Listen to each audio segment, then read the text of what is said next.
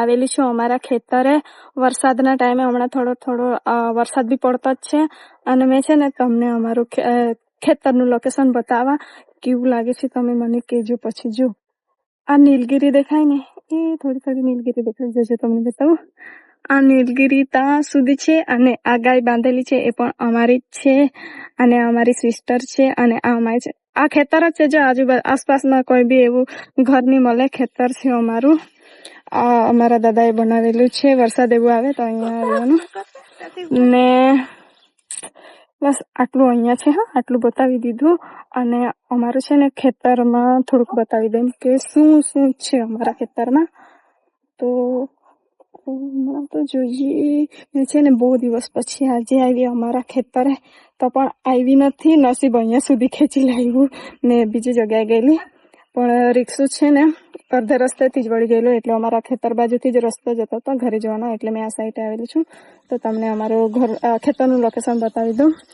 તો આ જે છે જો પાળી કરેલી છે. આ પાળી કરેલી છે એમાં શું રોપવાનું છે? ના અમે કઈ રોપના હાય.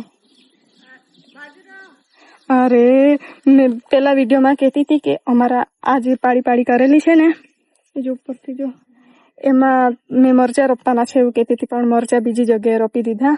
આમાં છે ને બાજરી કરવાના છે.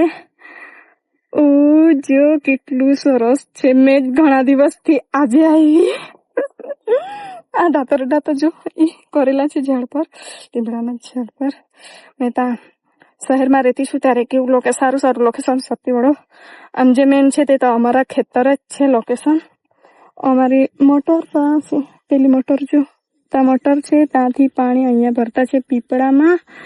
અમારું ધોરું કે ડાંગર રોપવા માટે અહીંયા કરેલું છે. એટલે ડાંગર કા રોપવાના છે ખબર? એ પેલું પાણી દેખાય ને ક્યાં દેખાતું છે પેલા ડાબરા જેવા દેખાય ને એમાં છે ને ડાંગર રોપવાના છે. ત્યાં લઈને આ ગોળ છે અમારું જ ખેતર છે. આટલું અમારું ખેતર છે ને તમને કેવું લાગે મને કમેન્ટ કરીને કહેજો ને તમને બતાવું અમારા એકાદ ખેતરમાં બતાવી દેમ કે શું કરેલું છે. આ તો ધોરું છે જે બહુ વરસાદ થોડોક મોટો થઈ જશે પછી બહુ વરસાદ આવશે ને તો એ તો ડાંગર રોપાઈ જશે. પેલા એ બાજુ પેલા તો પણ થોડુંક કરેલું છે જો લીલું દેખાતું છે. પેલું એ આખા ખેતરમાં છે ને ઘાસ જ રોપે ઘાસ જેવું ડાંગર રોપશે. આ એક ખેતરમાં અને એક ખેતર છે ને પેલે સાઈડે છે તેમાં કૂવો છે તે બાજુ એટલે કે બહુ ખેતર છે અમારા તો છે ને તે બીજા ખેતરમાં કૂવો ને એવો બધો છે પણ અહીંયા આ ખેતરમાં મોટર એટલી છે. બીજા ખેતર છે તે બાજુ કૂવો છે પણ છે ને અહીંયાથી મેં પાછી તાની જામ અહીંયા જેટલું છે એટલું જ બતાવી દેમ. તો આ એક અમારું ખેતર જો આ એક અમારું ખેતર તો એમાં શું કરેલું છે ખબર?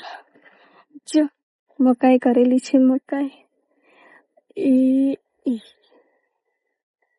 એ મકાઈ કરેલી છે પણ છે ને એકદમ સારી રીતના નથી ઉગી. આ વખતે છે ને મકાઈ પહેલા રોપી દીધેલી અને વરસાદ બહુ પાછળ આવ્યો એટલે અડધી ભાગની છે ને બગડી ગયેલી છે. તો બસ આટલું છે. આટલું ઉગેલું છે. આટલું બતાવી દે. આટલી દૂર ન હોય જોતી ખાલી પેલું કોતરડું જેવું દેખાય ને ત્યાં અમારી ડાંગર કરવાની છે રોપવાની છે. હમણાં સાંજ પડી ગઈ. વરસાદ આવવાનો ટાઈમ જ છે. બધા ડાબરા બંધાઈ રહેલા છે. વરસાદ આવીને ગયો પણ છે ને મેં રિક્ષામાં હતી ને તેવા ટાઈમે જ વરસાદ આવેલો એટલે વાંધો નહીં આવે. મેં હમણાં જતી રહેવા ઘરે. વધારે દૂર નથી. બસ આટલું છે અમારું ખેતરનું લોકેશન. અહીંના ખેતર આટલા છે ને બીજા ખેતરમાં એટલે દૂર મેં નહીં જાઉં. પાછી એક વિડીયો બનાવેલો છે તમે જોઈ લેજો. કુવા વાળો બનાવેલો છે. કદાચ શોર્ટમાં આવી જાય. આ લોંગ વિડીયોમાં મેં મૂકી દેવા. તો બસ આટલું છે અમારું ખેતર ને અમારું ખેતરનું લોકેશન તમને કેવું લાગ્યું તે પણ કહેજો. અને મને તો બહુ ગમ્યું કેમ કે મેં છે ને બહુ 1-2 વર્ષ થઈ ગયા હશે ત્યારે મેં છે ને આજે આવેલી છું અમારા ખેતરે. મેં જ્યારે એટલે કે મેં આવતી હતી ને આ ખેતરે ત્યારે આયરું બી નહોતું. આ લીમડું તો ક્યારે મોટું થઈ ગયું તે પણ નથી ખબર. પછી પેલી જે મોટર દેખાય ને એ પેલી તો મોટર છે. એ મોટર તો હતી જ નહીં. આ વખતે કરાવેલી છે.